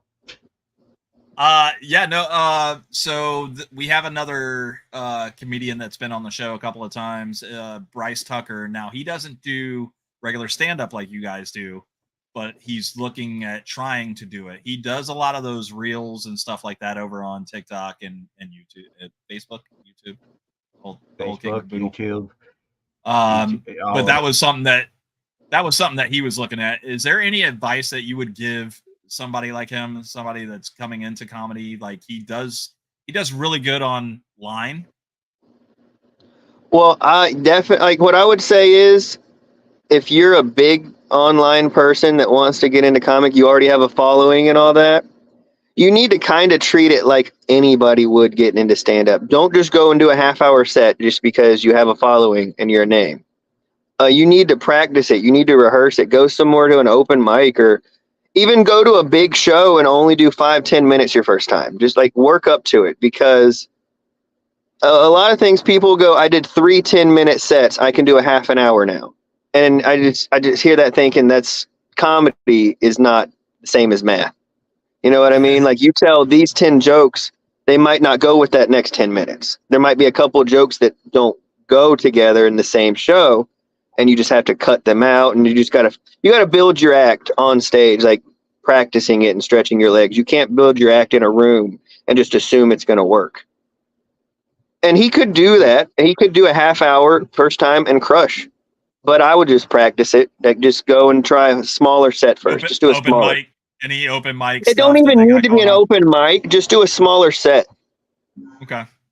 Like a lot of the people that got famous doing something else that try to do comedy jump full speed into headlining shows because they're a big name. And that's just a real risky thing to do. Just start, Okay. build from the bottom, and you'll have some bad times, some bad experiences, but you got to push through them. Like, don't let bombing a couple times affect you. But you also can't think of the good times. You can't sulk, but you can't like bask in anything. You got to move forward. No matter how good tonight went, you got to do something else tomorrow. Okay. Change it up. Yep, just keep going. Just be like a shark. Don't stop swimming. Yeah, that part didn't kill, but maybe this one will. Yep. Yeah. Or like even that joke, like if that joke didn't kill, like try it again. I tell jokes. If I think the joke's funny, I'm telling it until I make it funny. Because there's some kind of humor in it because I liked it. And if you didn't like it, that means I got to find something else or tweak it a little bit or maybe put it on the back burner for a while. But don't give up on something that didn't work once. Okay. Got it. But also, I don't like giving people advice because I don't think I'm in a position to do it. But that one, that's just something I wish somebody would have told me my first couple times on stage. I think you giving somebody advice that's trying to jump into comedy is a little bit better than me trying to give somebody advice trying to jump into comedy because I'm not a fucking comedian. I have not. I mean, do I tell jokes here and there? They kind of sure, dad jokes. They're terrible. I learned going to so many shows that and watching new people go on just once or twice and never coming back. It's a lot different than being a funny comedian than it is being the funny guy at a job. Because you can be that hilarious dude at whatever day job you have, and you might not be able to translate it. You can't end a joke with, "Oh, you had to be there," kind of thing. Right. It's one of those. Yeah. And that's some of the stories that I'll tell, but I tell them to people that were already there, and I'm like, dude, you already know what happens over Or here. if they were in the situation, you could explain it to a coworker later. You know, be like, "You won't believe what happened this morning at work," and that joke will murder at work. But then you just have to explain to them, and you got to build the situation in on stage. You got to make them be in that situation, not "you should have been there" kind of thing. And that's the difference between being funny and writing a joke. Eventually, you'll figure out how to make your funny an actual joke. Now, Nice. do you keep notebooks like this? Do you do stuff like this and just write? I have a tomato box full of notebooks, loose papers, napkins. There's a piece of a Cherry Coke 12-pack that I ripped off because I couldn't find paper, and I wrote a bit on the inside of it a couple of days ago.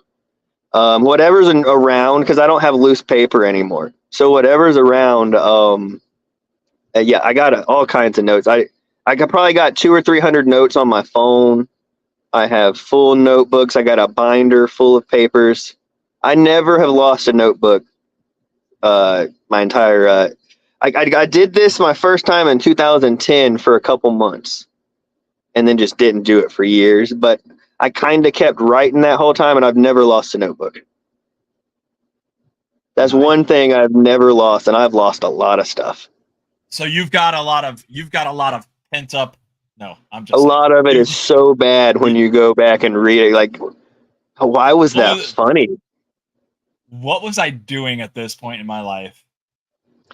The original sets that I did were so bad that I get embarrassed when I read my set list because I remember being on stage, and they did great. The jokes were fine. I got big laughs, but it was just so awful to where I would never tell those jokes again. You could have tried them on this show. Well, the thing is, like, I could almost tell those jokes because they're so bad. Be like, I found this notebook from 10 years ago. Look how horrible this joke is. And the joke would get a laugh. It's just embarrassing. Stupid crap. Gotcha.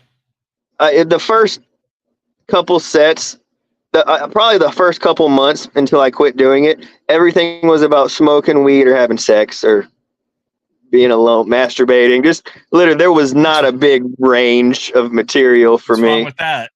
What's wrong with It that? worked, but I was also doing 3 to 5 minute sets. You don't want to hear about that for an hour. No. Yeah, so there I was masturbating on my couch, and then my girlfriend walked in. Nope, there was no girlfriend. Don't worry. We didn't get that expanded into material yet. I remember somebody pulled me aside one day and goes, "Look, man, you need to like write anything else, anything that's not sex or weed related. Do you not have a dog or something? Like, write a joke about your dog." And then I actually quit going to comedy shows for a couple years after that because I just got embarrassed and I was like, he's right. That's all I talk about. Do you want to tell everybody the story? Yeah, if you want me to. If you're ready to do it.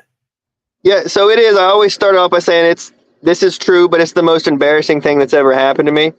So I was at the hospital a while back. I'd completely convinced myself I had testicular cancer. And when you're at the hospital, one of the questions on the paperwork was, do you feel safe inside of your own home? But it's a yes or no question. They don't give you room to write your answer in. You know, it's like, I've got a roommate, but my bedroom door locks. I don't think he's going to sneak in and just try and suck my nipples off or something. So I checked yes. And I'm in there talking to the nurse who was so hot that I just lied to her and told her my stomach's been hurt for a while. And she asked me a question I'll never forget to this day. She says, have you had any suicidal thoughts? And I just blurted out like an idiot, oh, nothing worth bragging about. You know what I mean? And she chuckled when I said that, but she wrote something down on the paper for the doctor. I don't know what it was. So I'm in there talking to the doctor. I'm getting a physical. And literally the worst thing happens. There's just a knock on the door and it swings open and the nurse is staring at us. And inside of 5 seconds, he yells, I'm giving an exam. She shuts the door and I yank my pants up, just feeling defeated. And the most awkward part is the realest thing. The doctor made it worse than anything because he kept calling them my boys. You know, just like, are your boys sensitive? Are your boys swollen? And I was just thinking, dude, you've been messing with them for about 5 minutes. At this point, they're our boys. You tell me. And yeah, true story, 100%. I didn't say that part out loud, the ending, but it's all real. It's all embarrassing. And at this point, I've said it so many times, it really doesn't embarrass me. I think I've just calloused over. And It's I thought about it. Now. I thought about it the other day, and I was like, I tell that like it's not real. That's how it feels now. I had to like actually think, dude, that happened. That sucked. You went home. I went home, took a nap, and got up and was like, dang it, I'm telling that tonight. And I told it that night on stage, and it did great. Doug told us he did say that on he was saying that on stage the same night that it happened. I remember him telling us. Yeah, it was weird because I didn't tell anybody. I just knew I had this story I wanted to get up there and tell. And it was an open mic, but it was a very packed one. And actually, one of my buddies was sitting with his girlfriend in the middle of the show. And when I said I completely convinced myself I had testicular cancer, no one laughed but him. He laughed really loud. And then I was like, cool, why don't you laugh before you find out if I do or not? Thanks, buddy. Oh. And that crushed. So for a while, if anyone laughs beforehand, I will weasel that little part in for an extra chuckle. But that happened the first time, and then I didn't tell it. Because usually people don't laugh at that. They just go, oh. And I have to go, calm down. I got both my balls still. And they'll chuckle at that. But sometimes that whole first part of the joke won't get any chuckles because they get too tense. And I have to like relieve the pressure to go, you guys, this is going to be funny at the end. Trust me, just relax. It's the build up though. I mean, I liked it from the beginning. Like the story is real, but it was over on the paper for you to write anything else. Yeah, it was over 2 different trips that I connected the whole thing. But and honestly, it was a lot longer before. It's about a 10-minute story, but it's just because of the one doctor just sounded like a James Bond villain. And he kept trying to make jokes, which probably works for normal people, But I don't want to hear jokes from anybody that's a regular, like you're doing your regular job. I don't want to hear you trying to tell me jokes, let alone when I finally went to the hospital after months of like avoiding it. And he just kept making jokes like, yeah, the nurse, during the physical, she said she couldn't find anything. I didn't know if she meant anything bad or she just couldn't find your. And he stopped. He meant to say, he wanted to say dick, but knew he didn't want to say dick. And I was just like, I didn't even smirk. I was like, all right, bro, good one. Can we just like, am I dying? Can I go home? It was 4 a.m. There was a shooting in the parking lot of the hospital while I was there. So they locked the hospital down for like 2 hours. So I had to sit in the waiting room because someone got shot in the parking lot. Worst place to shoot somebody if you want them to die, by the way. Yeah, because now they're going to get treatment. Fuck you and your treatment. They immediately caught the guy, too, because he was in the parking lot of a hospital shooting someone. It's like, oh, is it the guy with the gun? Yeah, it's him. Nah, other guy over there. But yeah, I had to sit there just like an idiot, and everyone was angry, and I was just tired and happy I didn't have cancer. So I was like, I'm not going to complain. I just want to go home. It was like 2 or 3 in.the.morning at that point, and it was just, ugh. Well, Harry, hold on. Now, here's my question to this whole thing. What made you think that you had cancer in the first place? Like, were you in the shower just going, that feels like an extra testicle? So, I guess it's a thing. I might mispronounce it. It's a common thing called a varicose vein or something like that. So where you'll just varicose, yeah. So where it's kind of painful, and it's just like it was like a swelled up vein, and it would happen when I would smoke a lot of weed and be stressed out at the same time.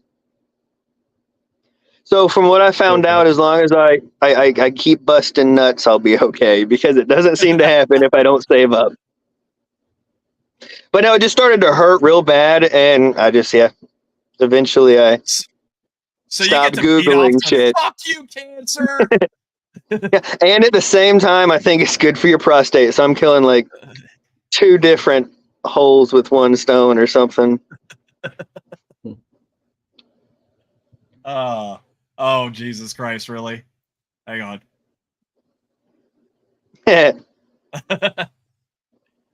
All right. So, Harry, we appreciate your time.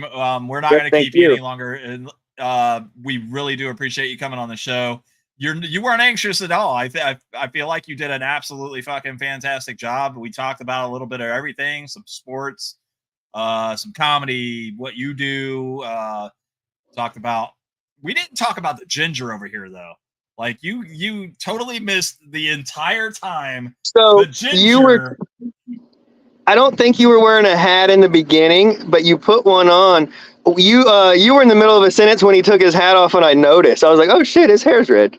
But I'm honestly, it's probably the worst trait for a comedian, but I am not observant at all.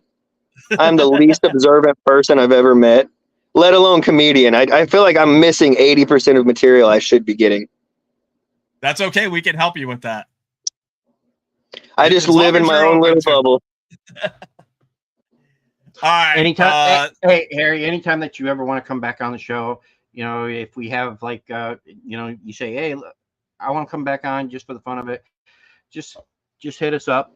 If you, I wish I had something more to promote. Hey, I do appreciate you guys. When you do have more to promote too. So like when you have more stuff coming up that you want people to know about, just shoot us a message. Hey, let me come on the show for 5 or 10 minutes or whatever. Sweet, I appreciate it. Or if you want to take the dare, if you want to take the dare one, the link's always out there when we go to do it. All you got to do is click on it. And what exactly is that? It's an open show. It's an open show that we just allow anybody, and evidently we're going to see a lot of dicks and shit. And I hope not, because I'm not ready for it yet. My heart can't take it.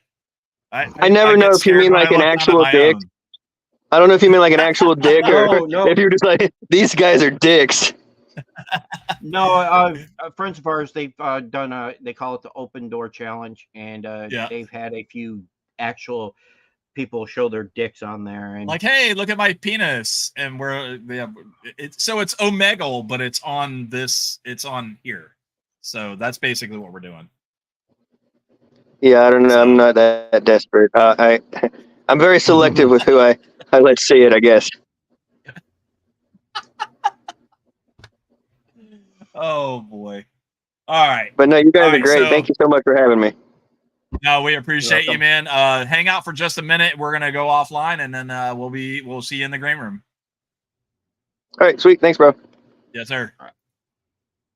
Ladies and gentlemen, that was Harry Snover, comedian extraordinaire.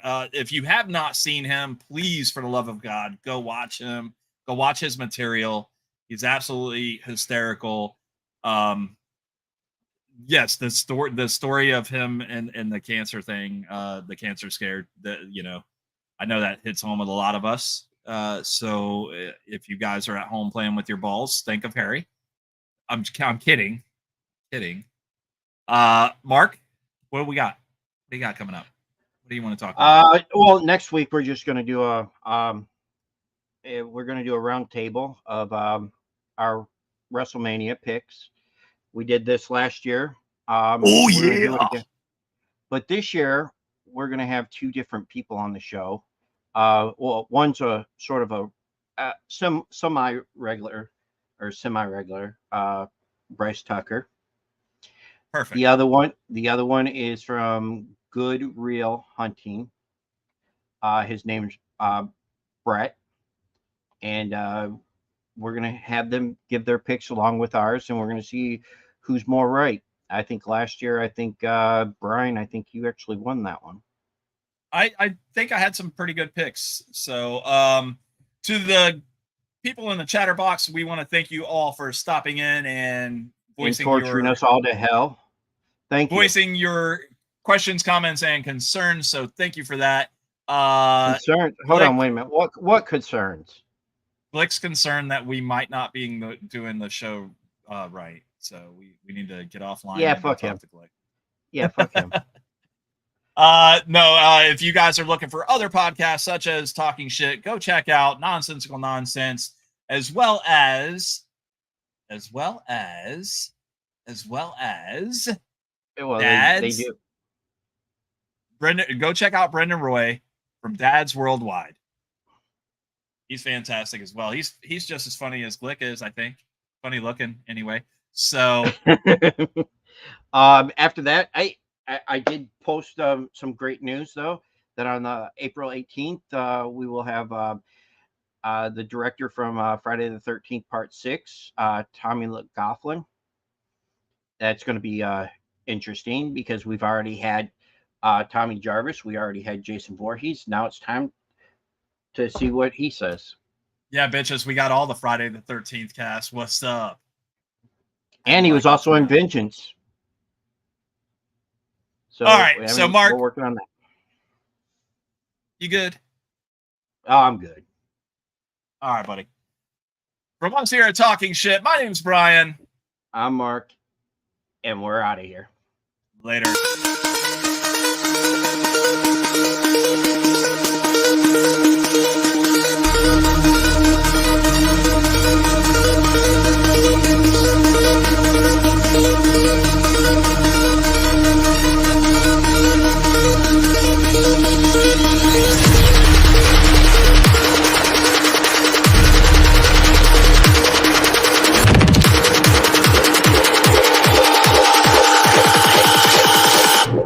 Bitch, I'm in the